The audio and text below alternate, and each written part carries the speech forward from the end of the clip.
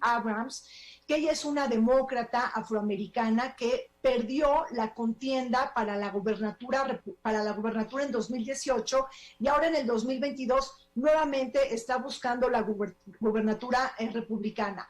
Es como una de las grandes promesas del Partido Demócrata, es una mujer muy importante afroamericana porque ella ha sido una activista y está defendiendo toda esta intención de los republicanos de suprimir y anular los votos, el derecho al voto de las minorías. Entonces, Georgia es un tema bien importante y bueno, pues yo te diría efectivamente que hay que esperar a ver qué pasa en este termómetro político en Estados Unidos, que viene muy interesante, Gustavo. Bueno, Rina, es una primera probadita para el auditorio. Te voy a seguir invitando y te mando un beso respetuoso.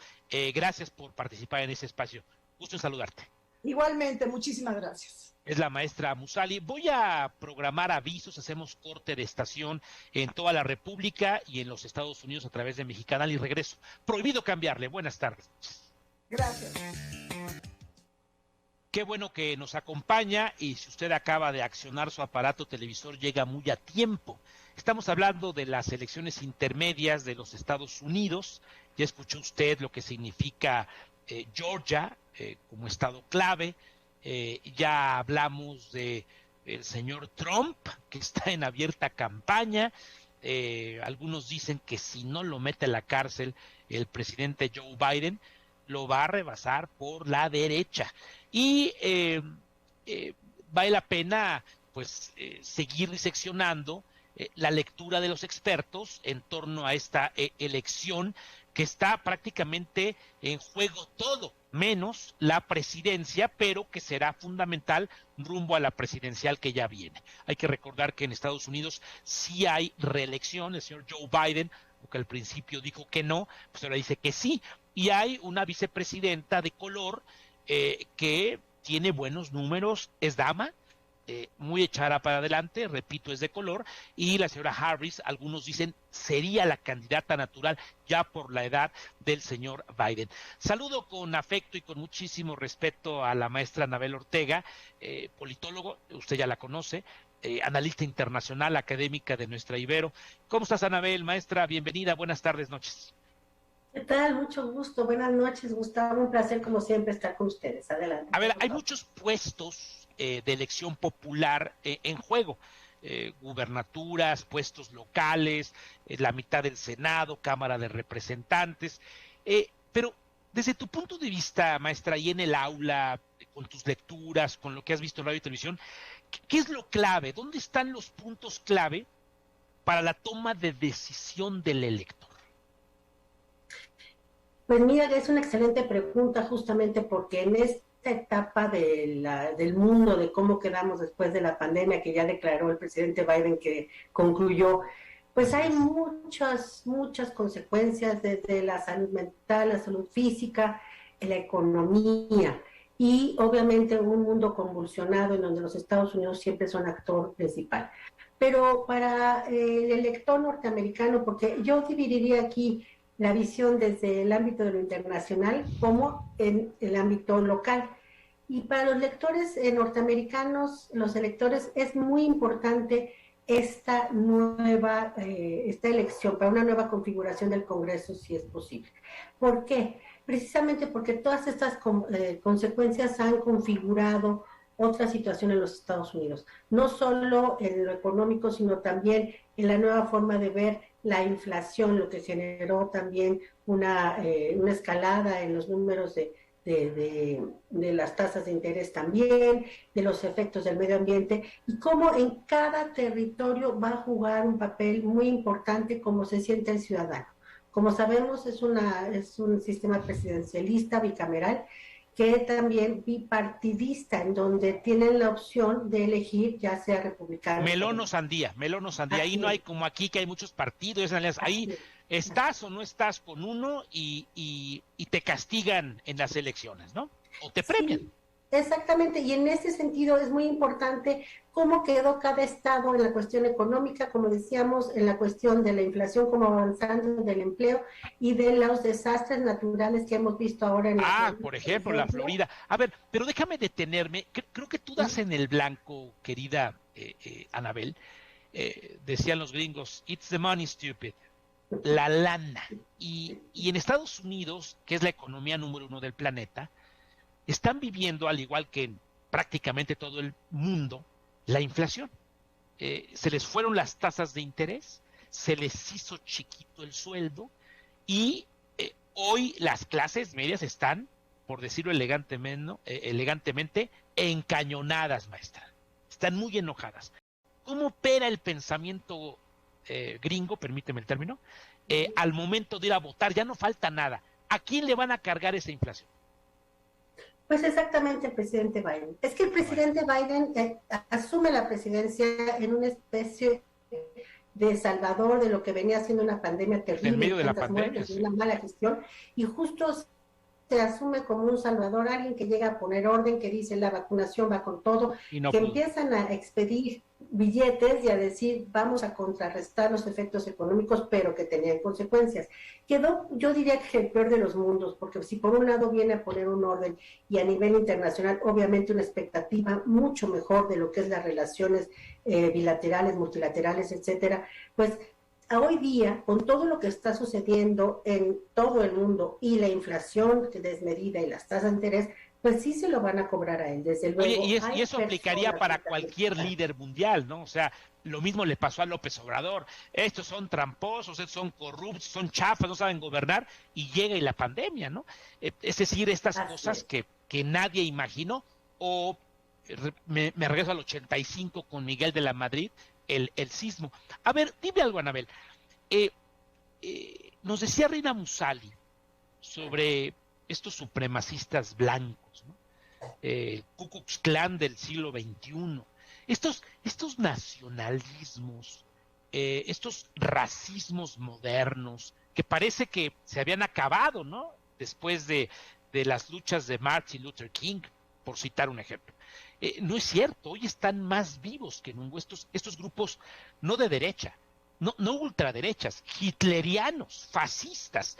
¿Qué opinas y qué elementos pueden jugar rumbo a la división del voto, a la división del país y al proceso que se aproxima?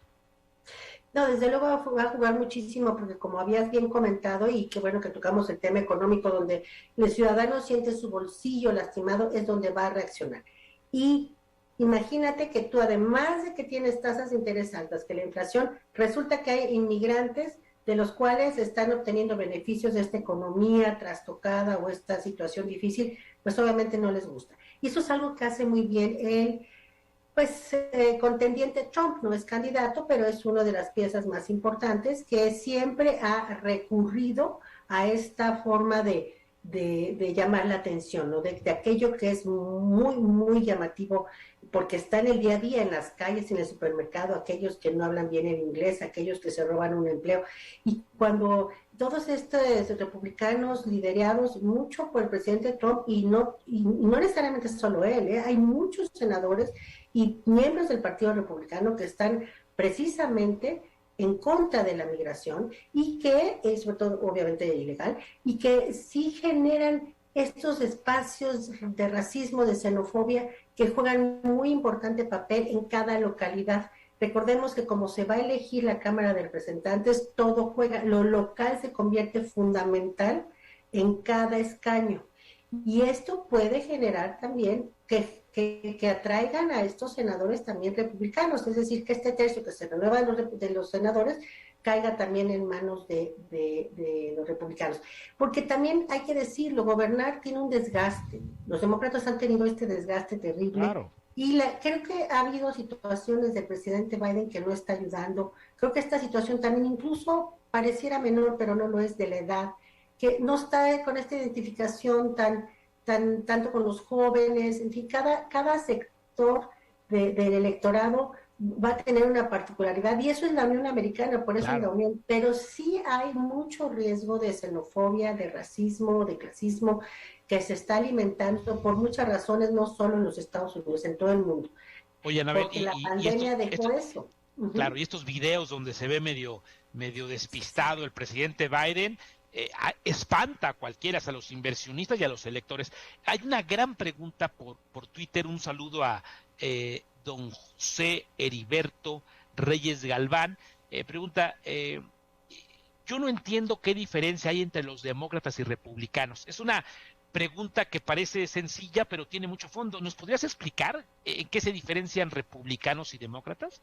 Sí, por supuesto. Los republicanos es un partido tradicional que tiende a preservar los valores más conservadores, los valores más de quizá la familia, del capital, de muchos valores que la Unión Americana ha logrado consolidar en su sistema político, que ha logrado albergar.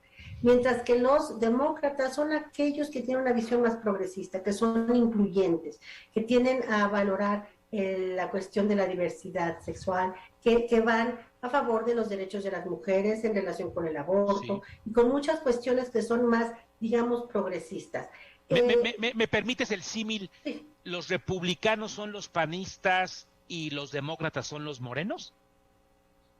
Podría decirse, aunque hoy la división entre izquierda y derecha está desdibujada en el mundo, porque desde luego que ha habido muchos procesos de revaloración de los derechos universales que tienen que seguir también las alas conservadoras, es decir, por muy conservador que seas, pues tienes que asistir a los derechos humanos, tienes que reconocer valores universales, democráticos, no racistas, no clasistas, pero está un poquito desdibujado y sí, es algún símil en lo que sucede en México, aunque en los Estados Unidos tiene que ver más también con también la configuración de los estados, esta unión americana de estos valores más conservadores que se han denominado como republicanos en ciertas zonas.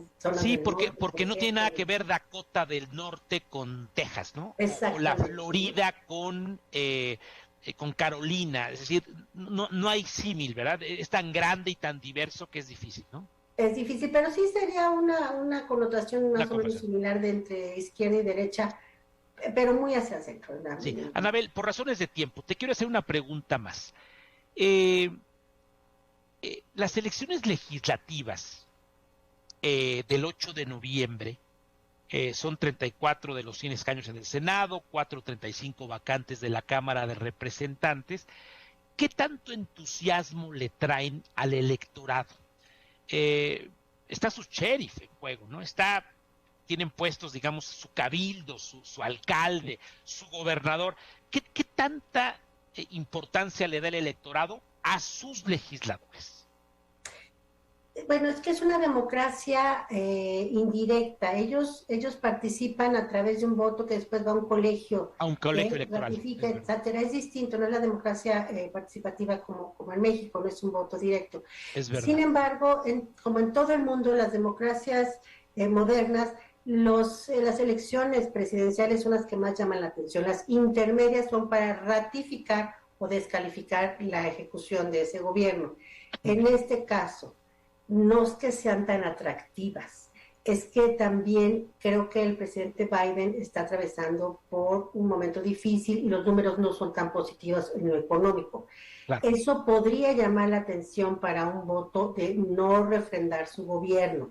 Ir a castigarlo, en otras palabras, ir a castigar, ir a participar para castigar. Sí, eso sería un atractivo, un aliciente para ir a votar en ese sentido, y también viene un poco esta nostalgia de lo que fue prohibido cambiarle. De los 50 estados, actualmente hay 27 gobernadores de los republicanos y 23 de los demócratas. Me preguntaban, ¿quién tiene más, republicanos o demócratas? Sin duda los republicanos, 27 contra 23 de los que están en juego.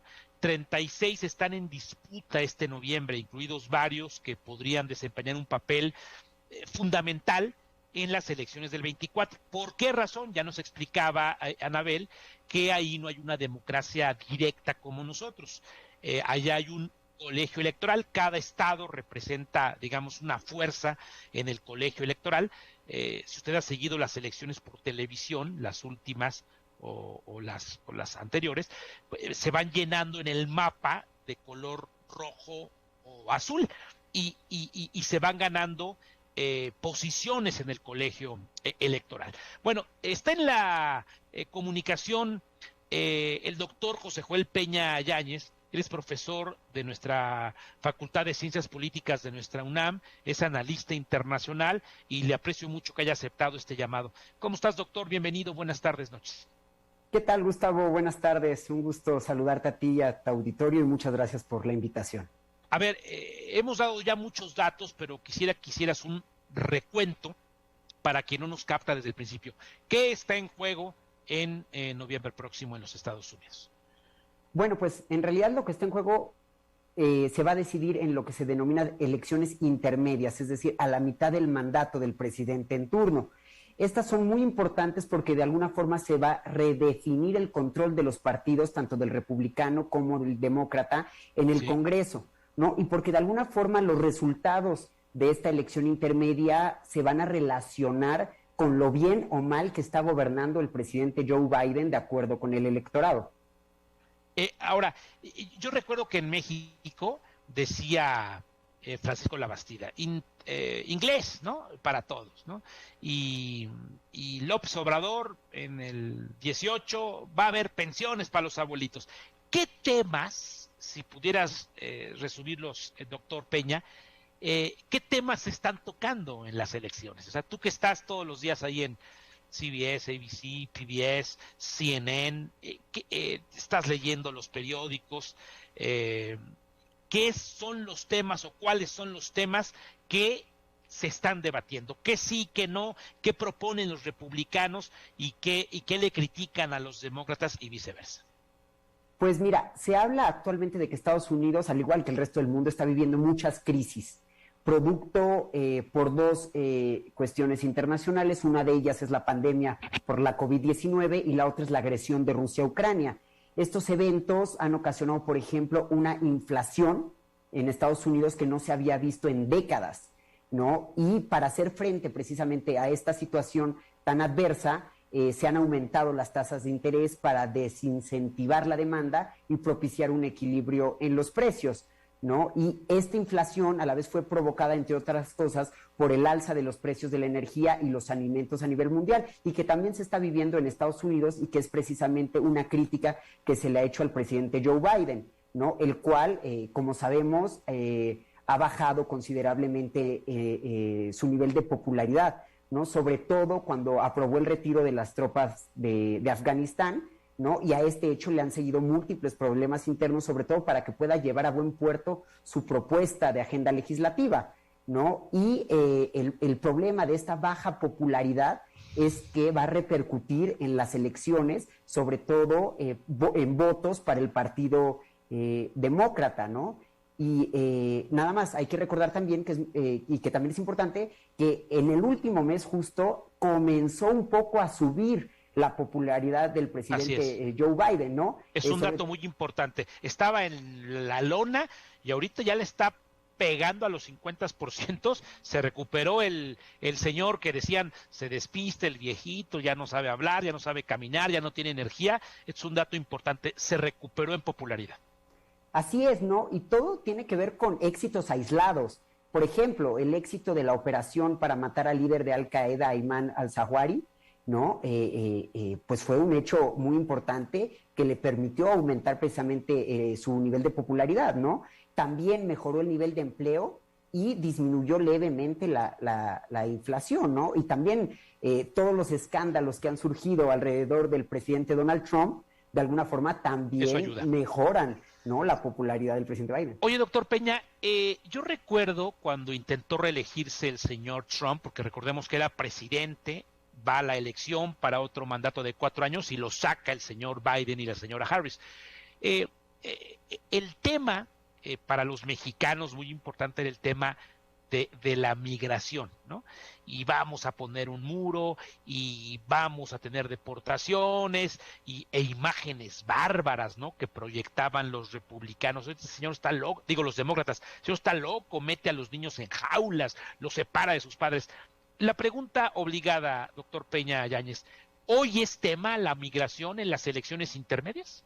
Por supuesto que sí, o sea, es un tema transversal a todos los gobiernos y que va a estar presente en el corto y el mediano plazo, eso sin duda, ¿no? Porque independientemente del partido al cual pertenezca la o el presidente o los candidatos a cargos públicos, ¿no? Siempre tienen que buscar por el bienestar de su sociedad, ¿no? Y siempre ha sido un argumento que contener la migración, sobre todo la migración ilegal, ¿no? Es precisamente uno de los factores que van a tener una incidencia positiva en el mejoramiento de la calidad de vida. Trump tenía un discurso totalmente antiinmigrante, ¿no? Y se pensaba que con la elección del presidente Joe Biden, de alguna forma iba a mejorar esa percepción de la migración centroamericana y mexicana, pero hemos visto en los hechos que en realidad sí se ha suavizado el discurso, pero en hechos sigue siendo un tema sensible y no ha habido, digamos, un mejoramiento de las condiciones de las personas que entran al territorio,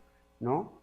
Tú eres un profesor de nuestra Facultad de Ciencias Políticas, no me pongo de pie porque ando cableado, eres analista internacional, pero ¿qué opinas de la participación de la prensa? Es decir, allá, a diferencia de México, abiertamente son unos republicanos y otros son abiertamente demócratas. Ya viste ahorita que el señor Trump demandó a Cable News Network, a CNN, por no sé cuántos millones de pesos, de dólares, y viceversa, ¿no? ABC o CBS están con el señor Trump, ahí abiertamente dicen, y lo mismo pasa, por ejemplo, en España, ¿no? El país pareciera que está más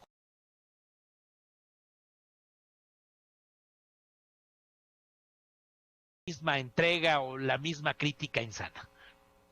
Pues yo creo que en realidad es un trabajo quizá un poco más serio que el que podría haber en otros países, pero no deja de ser tendenciosa, ¿no? Como tú bien lo mencionas, hay medios de comunicación que se inclinan totalmente a favor de uno u otro de los candidatos y ellos obviamente hacen uso de esos recursos, ¿no? Para ganar adeptos, ¿no? Y para tener más votos. Aquí lo importante es siempre buscar las fuentes más serias, ¿no? Y no quedarse solamente con una de las fuentes de información, sino tratar de buscar en diferentes medios para tener una postura lo más objetiva posible, aunque es muy difícil, insistimos, por esta inclinación que hay de uno o hacia el otro, ¿no?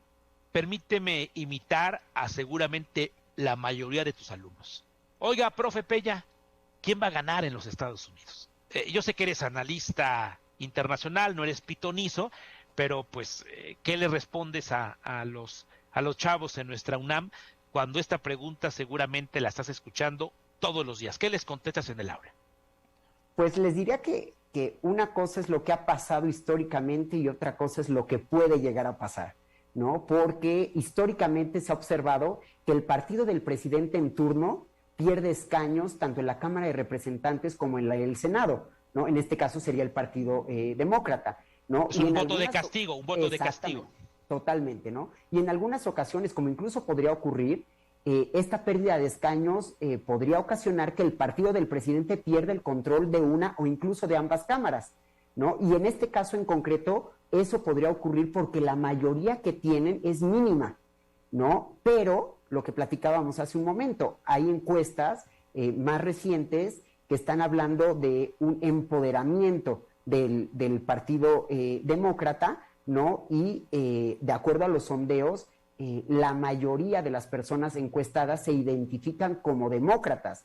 Entonces, ¿qué implica? Que existe una posibilidad de que el Partido Demócrata, es decir, el partido del presidente Biden, obtenga el control de ambas cámaras, ¿no? Y además, algunas candidatas y candidatos del Partido Republicano, sobre todo de ideología extremista, están cayendo en las encuestas porque están a favor de ciertos temas que resultan ser muy sensibles, como por ejemplo el aborto o el uso de las armas, ¿no? Permíteme cerrar días, ¿no? Estamos a un mes y entonces puede haber todavía éxitos particulares, ¿no? Éxitos por edad, por región geográfica, que le puedan todavía sumar votos al señor Biden y que le pudiera ir bien. Ya lo vamos a platicar y te voy a invitar para interpretar, de una vez desde ahorita te convoco, mi querido doctor Peña, para interpretar los resultados de noviembre próximo. Te mando un fuerte abrazo, gusto en saludarte. Muchísimas gracias, un gusto, Gustavo, bonita tarde. Avisos, bonita tarde, noche, avisos y regreso para hacer un análisis de lo que aquí se ha dicho y otras cosas más con la doctora Contreras. Prohibido cambiarle. Buenas tardes, noches.